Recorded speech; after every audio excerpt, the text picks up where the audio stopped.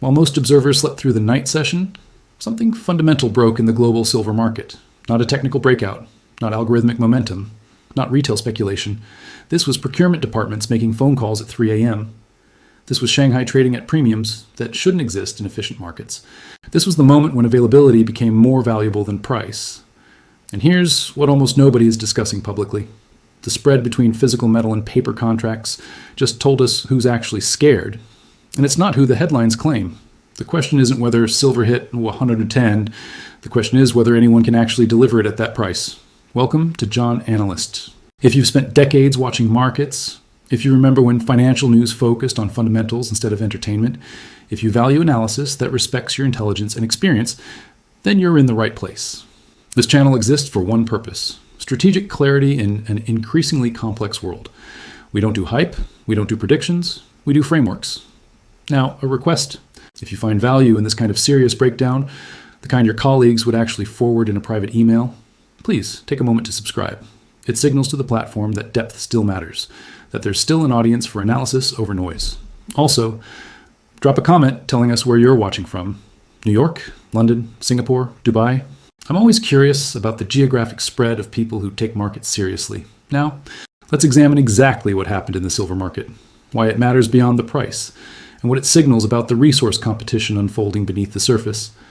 Between the closing bell in New York and the opening session in Shanghai, something shifted in the silver market that veteran traders recognize immediately but struggle to explain cleanly. Silver didn't drift higher on gradual accumulation. It didn't test resistance levels with the patience markets typically show. It launched.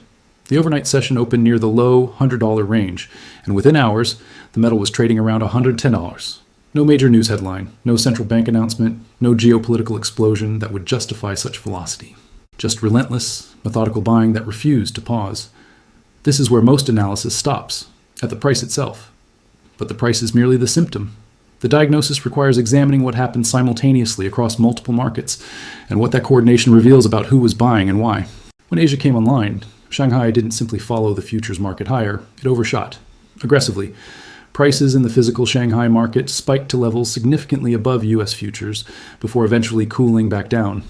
That premium, that gap between what Asian buyers were willing to pay versus what Western futures suggested, tells a story that most participants aren't prepared to hear. Here's the framework that matters. In normal market conditions, when one region prices silver higher than another, arbitrage mechanisms close the gap. Traders buy the cheaper contract, sell the expensive one, and pocket the difference until the spread disappears. That's textbook market efficiency. But efficiency only functions when metal can actually move. When export rules tighten, when financing becomes complicated, when shipping logistics face delays, when delivery constraints make it difficult to transfer physical inventory from point A to point B, the spread doesn't close the textbook way. It closes the hard way. The cheaper market gets dragged upward because the buyer with urgent need will pay almost anything to avoid being the person explaining a production shutdown to their board of directors. That's what a stubborn premium signals. Not speculation, constraint. Shanghai's willingness to pay above New York pricing wasn't irrational exuberance. It was procurement urgency. And here's where the analysis deepens. This wasn't a single buyer creating chaos. This was coordinated defensive behavior across multiple categories of market participants, all acting on the same conclusion at roughly the same time. Industrial users recognized it first: solar manufacturing operations, electronics assembly lines, medical device producers. These aren't traders watching charts for entry points. These are companies with contracts to fulfill, production schedules to meet, and supply chains that cannot afford disruption. When silver starts behaving erratically, procurement departments don't wait for confirmation. They don't debate whether the move is justified. They make phone calls, they pull forward purchases, they lock in whatever supply they can access, even if the price stings. Because in their calculation, the alternative is worse. A speculator cares about price, a factory manager cares about availability. And right now, availability is the battlefield that matters. What makes this particularly significant is the inelastic nature of industrial silver demand in the short run. Solar panel manufacturers cannot suddenly redesign their photovoltaic cells to use less silver just because the price jumped. Electronics producers cannot halt production lines while they wait for a dip. These operations require silver to function. Full stop. Recent industry data shows industrial consumption running in the hundreds of millions of ounces annually. Even modest supply chain friction creates severe bottlenecks when that demand cannot be postponed. This is why price spikes often originate with users, not investors. The public assumes investment demand leads the charge, that retail buyers stampede first and industry reacts later. But what if that sequence has already reversed? What if industrial buyers are now front-running public awareness, not by choice, but by necessity? If that's the case, if the bid underneath this market isn't speculative hot money, but actual procurement departments securing physical metal, then the standard playbook fails. Traditional technical analysis assumes profit-taking will cap rallies. It assumes sellers will emerge at resistance. It assumes mean reversion. But procurement departments don't respect Fibonacci levels. They respect delivery dates. And when delivery becomes uncertain, when supply routes face potential disruption, when geopolitical tensions make future access questionable, price becomes secondary to possession. This is the fundamental shift that overnight's price action revealed. Silver didn't surge because traders got excited. Silver surged because serious buyers stopped waiting. The market just moved from a world where price discovery happened through speculation to a world where price discovery happens through panic over physical availability. And once that transition begins, the rules change completely. There's a pattern emerging across global commodity markets that most analysts treat as separate stories. Rare earth export restrictions from China, copper inventories declining in London, metal exchange warehouses, strategic petroleum reserve discussions accelerating in Washington, lithium processing capacity becoming a diplomatic bargaining chip. And now, silver behaving like a strategic asset rather than an industrial commodity. These aren't isolated incidents, they're chapters in the same book. What's unfolding isn't a series of market disruptions. It's the quiet dismantling of a 40-year assumption. The assumption that resources flow freely based purely on price signals and economic efficiency. That world is ending. The new world operates on a different principle. Control the supply, control the negotiation, and silver sits directly at the intersection of that transformation. Here's what makes silver uniquely vulnerable in this environment. Unlike oil, which can be ramped up through existing wells with relative speed, unlike agricultural commodities that respond to seasonal planting decisions, silver cannot be conjured quickly even when prices explode. The majority of global silver supply doesn't come from dedicated silver mines. It arrives as a byproduct of zinc mining, byproduct of lead mining, byproduct of copper extraction. That structural reality creates a nightmare scenario for anyone trying to secure additional supply on short notice. Because even if silver prices double, even if they triple, you cannot simply turn on more silver production next quarter. The mine was already planned to extract the primary metal. Silver output is determined by the ore grade and the economics of that primary operation, not by silver's spot price. This means the supply response curve is fundamentally broken. High prices don't fix shortages. They just make shortages more expensive. And when you layer geopolitical competition on top of that rigidity, when supply routes become security concerns rather than logistics problems, the market stops functioning like a market and starts functioning like a siege. Consider the geographic reality. Silver production concentrates heavily in Latin America, Mexico, Peru, Chile, Bolivia. These aren't just pin drops on a map. They're regions where multiple global powers are currently competing for influence, for access, for alignment. The refining infrastructure, the shipping channels, the financing mechanisms that move metal from mine to manufacturer, these create choke points, and choke points become leverage. When one nation believes its access to critical materials might face future restriction, it doesn't wait for confirmation. It acts preemptively. It builds stockpiles. It negotiates long-term contracts. It secures supply routes. When the competing nation observes that behavior, it reads it as hostile positioning and responds identically. This is how you get a supply crisis without anyone intending to create one. Both sides hoard, both sides secure, both sides tell themselves it's temporary defensive positioning. And the spot market becomes collateral damage. Now connect silver to the broader resource chessboard. China recently tightened export controls on certain rare earth elements critical to defense technology and renewable energy systems. Not a total ban, just enough friction to send a message.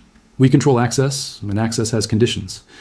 The United States responded by accelerating domestic critical mineral initiatives, funding exploration, streamlining, permitting, building processing capacity that previously didn't exist on American soil. Europe launched its own raw material strategy, explicitly framing resource security as a sovereignty issue. This isn't free trade doctrine. This is resource nationalism. And silver, with its dual role as industrial input and monetary metal, with its concentrated production and distributed demand, becomes a perfect proxy for this larger competition. The feedback loop works like this. Anticipated supply tightening causes preemptive stockpiling. Preemptive stockpiling creates actual tightening. Actual tightening validates the original fear. Validation triggers more aggressive securing behavior. And price becomes the only mechanism left to ration what remains available. What happened overnight in the silver market wasn't China trying to crush American banks. It wasn't American institutions trying to squeeze Chinese manufacturers. It was simultaneous recognition. across multiple sophisticated actors that the old assumptions about resource availability no longer hold. In the previous era, a procurement manager could assume supply would always be available at some price. The question was just cost optimization. In the emerging era, the question isn't cost.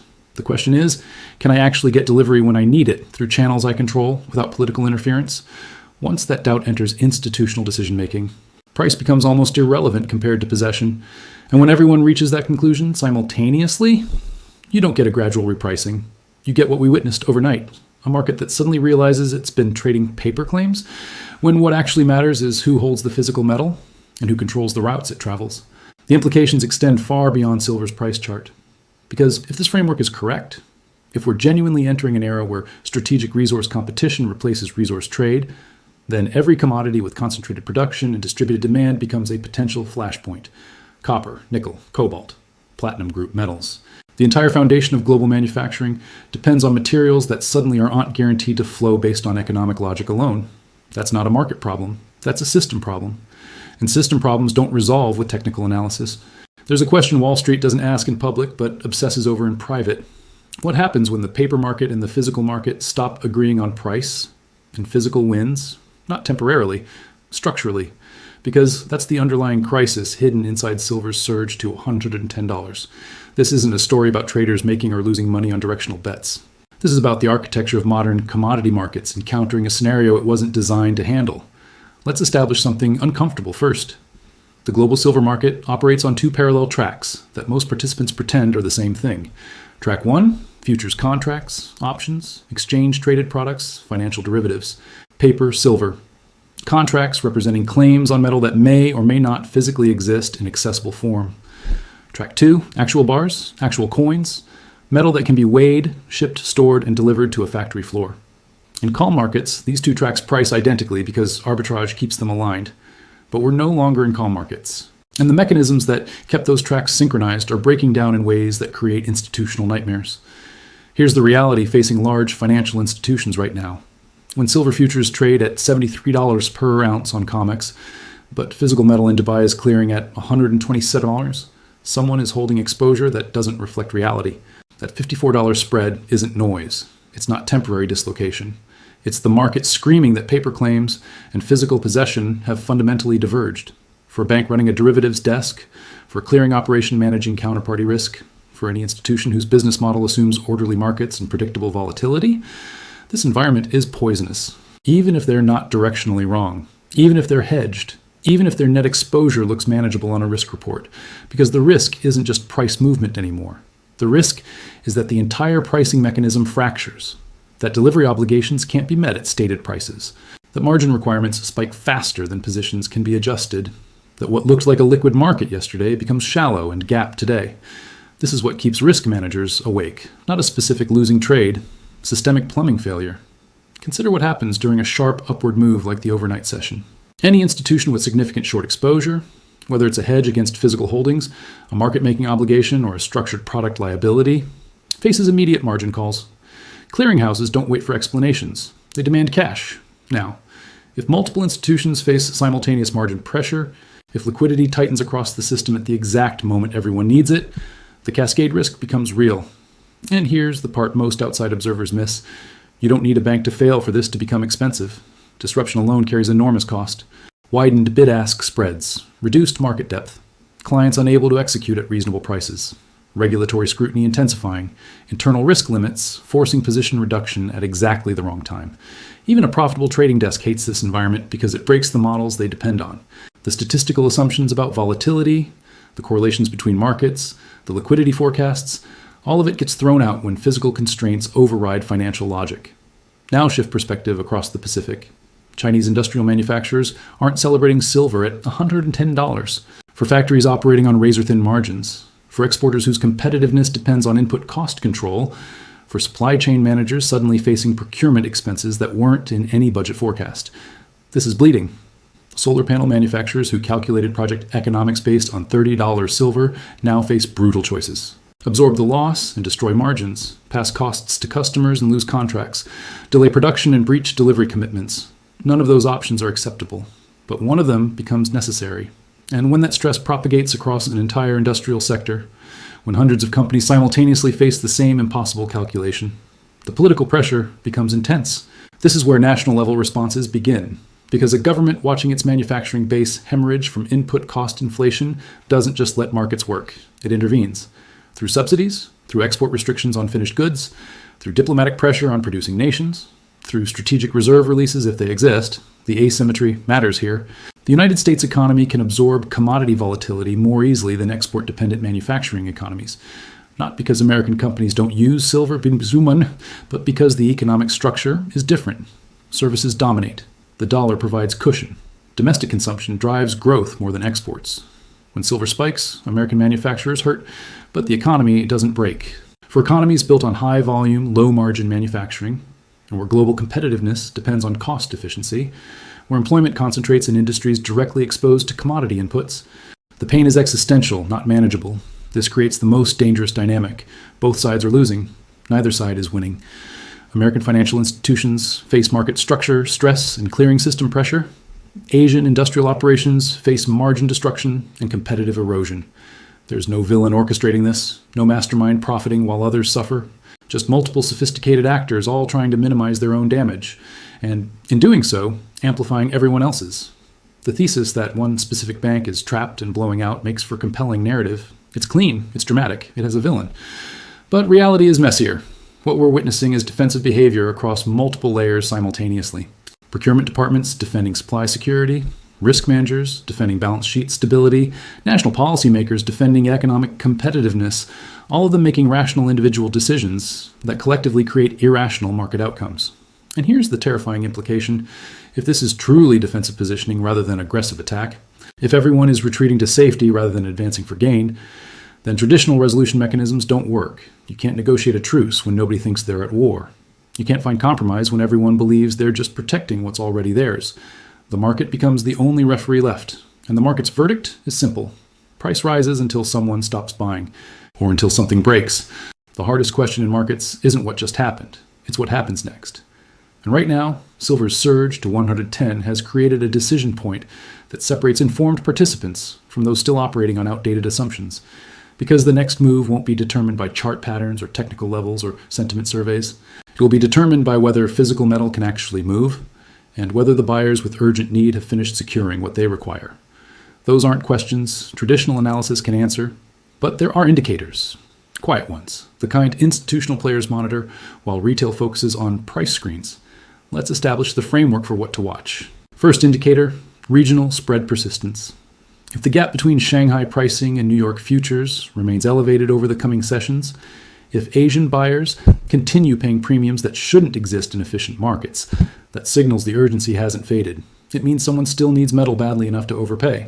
But if the spread compresses while prices continue rising, that tells a different story. It suggests the higher-priced market is still buying, and the lower-priced market is being dragged upward to meet demand that won't relent. Both scenarios point the same direction, higher prices ahead. The only question is velocity. Second indicator, post-shock consolidation behavior. Speculative rallies collapse quickly. The price spikes, profit takers emerge, and mean reversion reasserts itself within days. Structural repricing works differently. After the initial surge, the market consolidates, builds a base, tests the new level repeatedly without breaking back below it. Then it pushes higher again. If silver holds a significant portion of this move, if it digests the gains without panic selling, if buyers step in aggressively on any meaningful dip, that's not speculation exhausting itself. That's a market repricing the value of physical availability in a world where availability matters more than cost. Third indicator, inventory classification details. The public focuses on total inventory numbers. Sophisticated participants focus on what category that inventory sits in. Exchange warehouses regularly report stocks, but those reports distinguish between metal that's registered for delivery and metal that's simply stored. Registered inventory can theoretically be delivered against futures contracts. Stored inventory cannot, at least not without the owner's consent. A large total inventory number looks comforting, until you realize most of it isn't actually available for delivery without commercial negotiation. And when physical demand surges, that distinction becomes everything. Watch for inventory reclassification. Watch for withdrawals. Watch for the gap between reported stocks and actually deliverable metal widening, because that gap is where the next price shock originates. Fourth indicator, open interest dynamics during volatility. When price rallies and open interest collapses simultaneously, it typically signals forced liquidation, short positions getting squeezed out, leverage getting reduced. That kind of move often exhausts itself once the trapped positions clear. But when price rallies and open interest remains elevated, when new positions are being established even at higher prices, that suggests conviction. It suggests participants believe the move has further to run. It suggests the squeeze potential hasn't finished. Fifth indicator, cross-commodity correlation. Silver doesn't exist in isolation. If copper is firm, if certain rare earth prices are spiking, if nickel or platinum group metals show similar stress patterns, that's confirmation of a broader tightening. It means this isn't a silver-specific event. It's resource competition manifesting across multiple critical materials simultaneously. And if that's the case, if we're genuinely witnessing a regime shift towards strategic resource positioning rather than free-flowing commodity trade, then every commodity with concentrated supply and distributed demand becomes vulnerable to the same dynamics. Now let's address the macroeconomic context that makes this particular moment so dangerous. There's a framework circulating among institutional analysts that compares the current setup to the mid-1970s. Not a perfect parallel, but the similarities are uncomfortable. Large fiscal deficits, central banks trapped between inflation control and economic support, geopolitical tensions disrupting resource flows, and most critically, the possibility that inflation returns in waves rather than one clean cycle. In the 1970s, policymakers tightened, the economy slowed, inflation appeared defeated, then commodity prices reaccelerated, then inflation returned. Then the cycle repeated. Markets swung between growth is back, optimism, and currency debasement, panic faster than most portfolios could adjust. During that era, gold didn't behave like a sleepy portfolio diversifier. It behaved like a stress gauge. Every time confidence in policy coordination wobbled, every time real interest rates dipped negative, every time geopolitical tensions threatened resource access, gold responded violently, and silver, with its dual nature as industrial input and monetary metal, moved even more dramatically. If we're entering a similar wave environment now, if inflation proves more persistent and cyclical than current forecasts assume, if policy oscillates between tightening and stimulus without finding stable equilibrium, then the question isn't whether volatility goes away. The question is whether volatility becomes the permanent state. And in that environment, traditional portfolio construction fails, because diversification assumes asset classes move independently. But when the underlying driver is currency debasement and resource scarcity simultaneously, stocks, bonds, and commodities can all move in ways that break historical correlations. That's when precious metals stop being a portfolio hedge and start being a survival position. Here's the strategic implication that matters most. Above-ground silver inventories are finite. Yes, silver exists, millions of ounces in various forms across the global system. But there's a critical distinction between silver exists and silver is available at scale, deliverable on demand, and unencumbered by prior claims. Much of the world's silver sits in long-term holdings, in industrial products already manufactured, in financial structures where metal is pledged against other obligations, the freely available float, the metal that can actually be purchased and delivered to a new buyer without commercial or legal complications, is thinner than most participants realize. And when multiple large buyers simultaneously decide they need physical possession rather than paper exposure, that thin float gets discovered very quickly. The first wave of this realization has already occurred. Industrial buyers securing supply ahead of potential disruption. The second wave hasn't started yet. That's when the public notices. When headlines shift from silver prices rise to silver shortages reported, when premiums on physical coins and small bars surge above spot futures prices, when delivery delays extend from days to weeks to months, when the question becomes not how much does silver cost, but can I actually get any? If that second wave arrives, if retail demand layered on top of existing industrial and institutional positioning, the market doesn't just reprice, it fractures. Because at some point, price stops being the rationing mechanism and allocation becomes political. Export restrictions, strategic reserve priorities, domestic supply preferences. The framework shifts from economics to security. And once that shift occurs, returning to normal market function requires years, not months. So the real question facing decision makers right now isn't whether silver hit $110. The real question is whether this represents the beginning of a structural transition or the climax of a temporary disruption.